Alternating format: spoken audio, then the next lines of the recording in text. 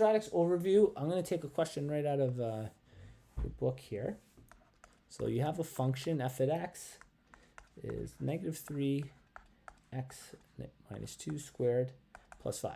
Okay, the very first thing I want you to notice, and hopefully you can tell this, is this is in a form called vertex form. And what that means is this gives me the vertex really quickly. So that's a really important piece of information. The rest of the question asks, state direction of opening. So opening, question mark,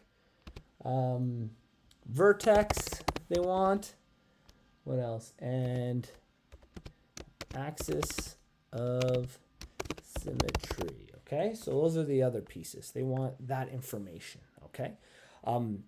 Opening, we go and take a look at what's called the A value in vertex form. So this is the A value. Usually this is called H and this is called K. I don't know if they've called it any differently for you. But if we want to know which way, that's the one, yeah.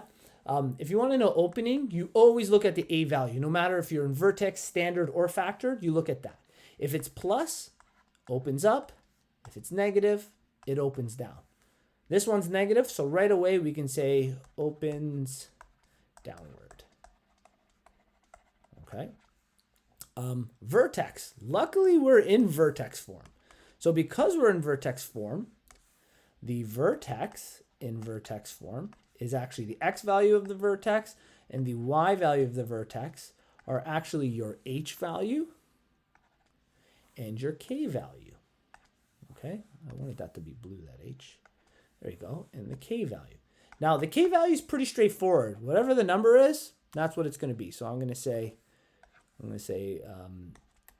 vertex is k value, which is your y. That's going to be the number 5. So we put that in the y part. The h value in vertex form, it's kind of the opposite operation. So just think of that. Because this is negative 2, we actually put, positive 2 at that point. Okay, there's a whole part to that. It's called the parent function because it technically says x minus h, and then because it's a negative, that means you have to put a negative in. But the easiest way to remember it is just say, I'm going to flip the operation, and that's what my x value of the vertex is. Okay, the last piece is called the axis of symmetry.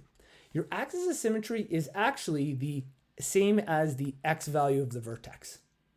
It's actually the exact same as the AOS, they call it. So in this case, the axis of symmetry, they sometimes represent it as an equation. Usually it should be done that way. It'll be x is equal to whatever this value is. So in this case, it's the number 2. Okay? So whatever the x value of the vertex was, that's number 2. So let's jump down to another question here. So another question they gave us, the exact same question, determine opening.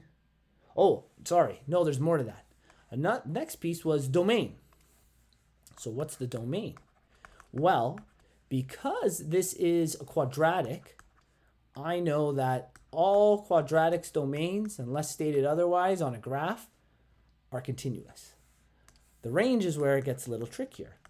The range, it is a continuous function, so it is YER, but there's a maximum or minimum value. Which way it opens, so that very first part, whichever way it's opening, that tells us if it's a max or a min. So because it opened downwards, that means we have a max value. Okay, and if you remember, we talked about that template. It goes something like this. Okay, this is where max values go. So I have to find the highest point in this parabola. Well, the highest point is actually the y value of the vertex, which happens to be the number 5. Okay, so because it's the number 5, I guess you're not seeing that there. In this case, we're going to put 5 here. The bottom would be negative infinity. Now, we talked about before, you can kind of cross this part out and just leave it as y is less than and equal to 5. And that works fine for a domain. And then graphing the function, if we were to graph it, we just kind of put in the vertex we had, which was at 2 and 5. So do our best here. Vertex is at 2, 1, 2, and then 5. And it opened downwards. So I'm just going to do something like this.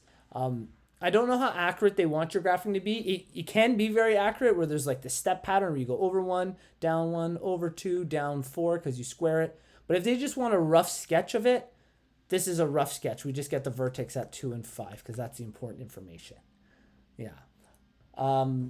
The second piece here we have one other question. Same concepts. Okay, but the question has been written in factored form. Sorry, not y. F at x is equal to 4, x minus 2, x plus 6. This is in factored form. Factored form tells us x values really nicely, but it doesn't quite give us our vertex quickly. It asks the same thing, so opening. Which way is it opening? Well, this is positive. Yeah, so opens up. Great. The second piece it asked, I think, was the vertex. Okay, so vertex in this is a little trickier. I'm going to actually graph it. -2 actually means it's at +2. So we have a x value there and -6. This would be -6. So it's actually easier to find the axis of symmetry first and then the vertex. So we're actually going to skip vertex and find axis of symmetry, okay, or AOS they call it sometimes. There's an equation for this. If you have the two x values, you actually just take the two x values and you find the average between them, or the middle of them. And in this case, that's -6 and 2 divided by 2. Give ourselves more space there. And that's going to give us -4 over 2, which is -2. So the axis of symmetry is x is equal to -2.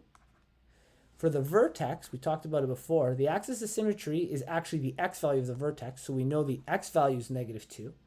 And then to find the y value, I actually plug x into the original equation and find out what it's equal to. So I'm going to jump down to the bottom right here. I'm going to say f at -2 is equal to, and I just work this out, -2 minus 2 times -2 plus 6. And then we work out these values. -2 minus 2 is -4. -2 plus 6 is 4. We get 4, almost 4 cubed. So I think it's 64.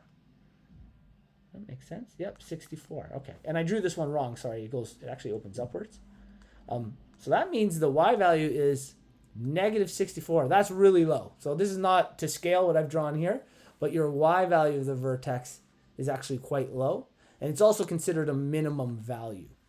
What was the other two things? Oh, domain and range. The domain, because it's a quadratic, we know it's every real number. It's not much to change there. But the range, depending on which way it opened, was important to us.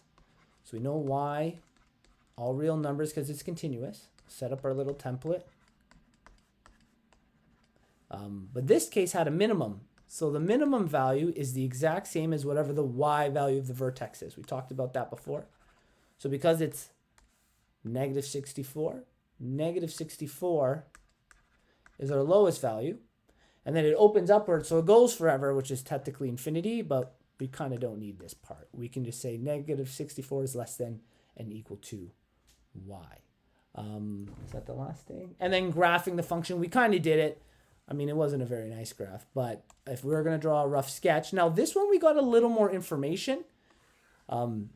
We did know that one of the x coordinates, or the, oh my gosh, the word is escaping me. Intercepts, that's it. X-intercepts are -6 and 2 because it's in factor form. And we know the vertex was at -2, I think it was, and -64. So it's like something way down here. Definitely not to scale, but because I have that, they'll probably expect you to include all that info, the vertex and the x-intercepts, because you had them in that question. Okay,